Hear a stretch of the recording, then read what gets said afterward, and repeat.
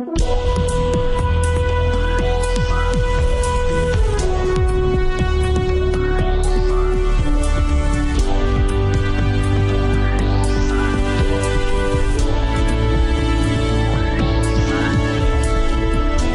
to Real Money Talks, how to make money, manage money, and invest money. Your Real Money Talks host, Laurel Langmeyer, gets straight to the point about what it actually takes to make money and build lasting wealth in today's changing economic climate. If you're ready to get the financial results you've always dreamed of, keep listening. Real Money Talks is the right place for you. And now here's your host, Laurel Langmeyer. Hi, this is Laurel. Welcome back to Laurel's Real Money Talks, where we're here to talk about making money, keeping money, and investing money, and all sorts of topics. And at any time, if there's a topic you want me to go research, investigate, and bring it back to you, go to asklaurel.com, put in your name, your phone number, and your email, and let's start a conversation together. So that's what Live Out Loud's about, conversations about money. We talk about every aspect of money. You know, I have a lot of friends right now that are, choosing to never get married again. And I was one of those folks who said, I'll never get married again after, over $1 million disastrous divorce. And just recently, in a money article, brand new statistics are out, and money is actually voted over love. So for all of you that are out there and you're deciding money or love or both or how to do it, I have some tips for you today on how we're going to just give you some advice. I'll give you advice very candidly on how I do it and how I think a lot of successful independent business owners and business people and blended families do it. And some of you are going to be shocked. But let's get back to the statistics. Would you rather $1 million or true love? And this was on demographics that were just posted by Money Magazine, as well as Fox News and CNN. So, it's media outlets, but I think it's always interesting to find some of this stuff. So who would choose $1 million annually over true love? Well, 44% of those that are married said that they would. 45 domestic partnerships or civil unions said that they would choose $1 million. 55 single or never married. 59% single but cohabitating. Interesting how they divide this up. 59 of the folks that are divorced and 71% that are separated but not divorced said they would take the money over love. So it's really interesting to look at the psychology of money, right? So many people have this interesting relationship to money. And what I find is when you know how to make it, you can relax into just other things in life. But if you don't know how to make it, it drives your entire existence. And I find it so interesting when, again, people who know how to put money in their pocket just know how to do it. And I look at that separated. I look at that 71% of the separated. And I would love to see the cut of the demographics that are deeper, because I would bet that a lot of those who are not the primary breadwinner, call it that, the person who knows how to drive the family finances, but in a separated situation, have the most insecure posture of life. They're living in the apartment. The other partner took the house. They've got kid issues. They've got legal bills that are racking up. So it's just interesting. And love or money, and it looks like money always. In almost every statistic that I've seen, whether you like it or not, money. It takes the edge. Money's not the most important thing, but it does have the most impact in your life. You have to have it to operate on this planet. You have to have it to buy food, groceries. You've got to have it to take care of your children, put gas in the car, et cetera, et cetera. So in this survey, love versus romance, which, was done on a Survey Monkey by Money Magazine, Fox, and CNN are the sources for all this. Slightly more than half the respondents said that they would choose the $1 million for the rest of their lives. $1 million a year for the rest of their lives over finding their true love.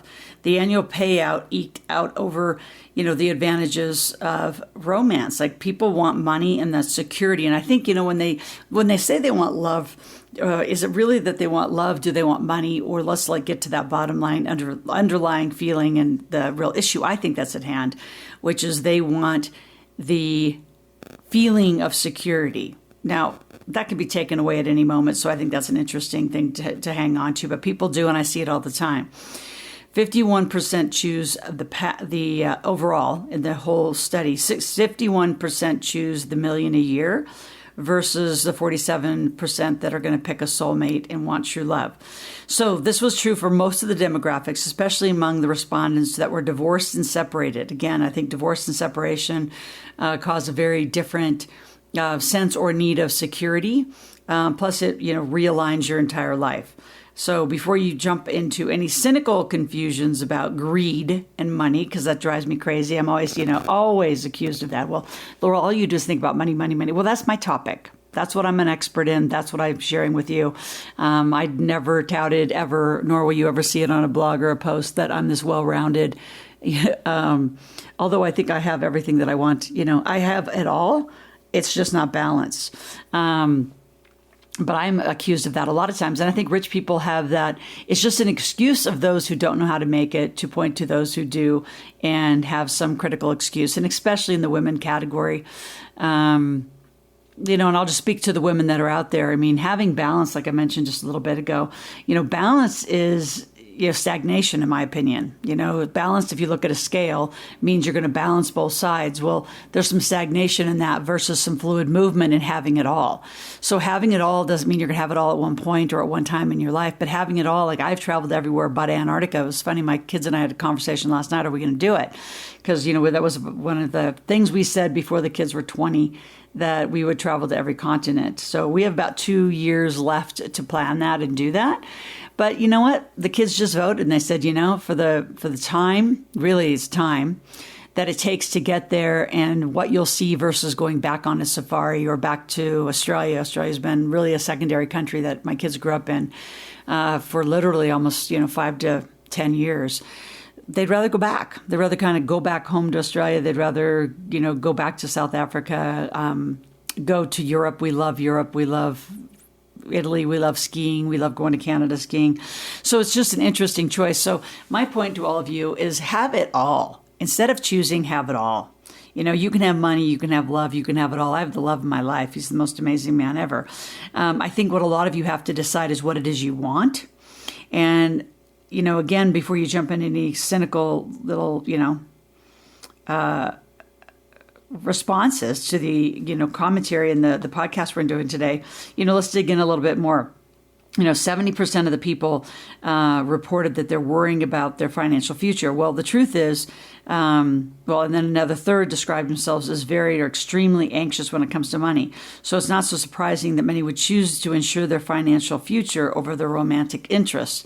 So what's interesting about that is, why don't you learn about money? 83% of the baby boomers that should be enjoying retirement, as the occupational people would say, I would say enjoying Freedom Day, aren't, because they never really had a financial path or a financial strategy to know that they could make it. Set that up. And we have we have softwares, we have scenario softwares, we have all sorts of ways that you can, put in what you have in the different levels, put in the interest and the rollout of what you're going to be receiving, whether that's Social Security or a pension or some later life benefit. So I'm a huge fan of insurance policies because they have later life cash flow benefits that allow you to have cash flow tax free later in life. It's not just about a death benefit.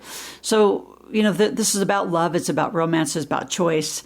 And this podcast is about you having it all the way you want it. And the thing I want to point to is just the financial illiteracy, that people would hold on to something called it call it a lottery ticket before they actually learn to make money. I mean, think of all the things that you've put yourself through and you've decided and wanted to learn to make money, but really, have you ever really studied it? Have you ever gotten to the heart of it? Besides having a job, do you know how to make money? Do you know how to invest money? Most people don't. So let's go back to the article for a moment. What the folks don't realize is that finding a soulmate could be another route and very economical to seeking the security that they want. Meaning, like the survey found, 41% of the never married singles are very or extremely worried about their financial future. By contrast, 25% of married people are that fearful. So nearly half of the people that are in a marriage are less fearful than those who are not, because they're having to go it alone versus have a partner that has some economic substance as well, that you could do it together. And what's interesting is that the joint household, almost unanimously, I mean, I don't think there's ever been a study in history that's ever outweighed the fact that a couple, whatever, relationship that is, whether you're legally married or not. But people sharing incomes and sharing households and lifestyles actually enjoy a better lifestyle and actually have more. They have more, they contribute more because they're sharing the rent, the mortgage, the tuition, the vehicles, the food. They're sharing everything. So what's interesting is, I think it has a lot to do. Married households, like they literally enjoy, and this article would say that twice as many married people enjoy their lifestyle and sustain it longer and actually live longer than those who end up separated, divorced, and then find themselves out of work. Because it is a huge life reset for those of you that have been separated, divorced. It's an enormous life reset, and perhaps why most married couples and those that have domestic partnerships or civil unions say that they wouldn't give up their true love even for $1 million. So I just wanted to presence this article. I think it's a lot about choice. I think it's about your lifestyle. I think it's about you learning. My call to action in this podcast is for you to learn and to, understand what your financial path is, the ways that you can make money, the ways you can invest money for money. Debt is a huge crippler of most of your wealth, and you don't realize it. I see many, many, many folks when they get divorced, their first plan is to go pay off all the debt that was accrued during the divorce versus invest the principal and use the interest payments to live on and or pay down debt. So it's a very different process that I teach debt. I think most people waste too much of their principal money that could be compounding during their lifetime to pay off debt versus the other way around. So another tip and technique that I would say for those of you that do have blended families, and it's what Jason and I chose to do, is we do have a prenuptial. I mean, I came into this to do this for me and my children. Obviously, he's doing what he's doing in his life for he and his children. So it's his, what's his is his, what mine is mine, and then what's ours is ours as we're developing and creating together. So I think prenuptials have nothing to do with the commitment to the relationship. I think it has to do with clarity to the financial certainty of the family.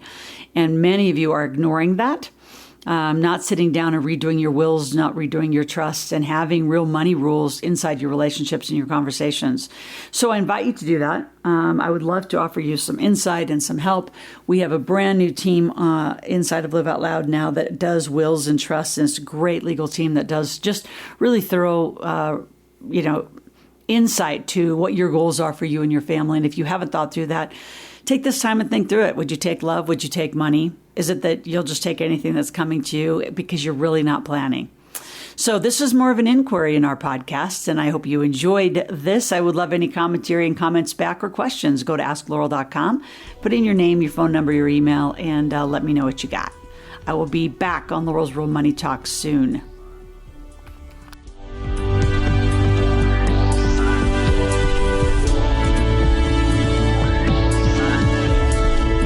Thank you for joining Laurel for this segment of Real Money Talks, how to make money, manage money, and invest money. To continue this new conversation and to find free resources to support your wealth creation, visit AskLaurel.com/podcast gifts. That's AskLoral.com/podcast gifts. Thanks for listening and join us again soon. New episodes are released every week.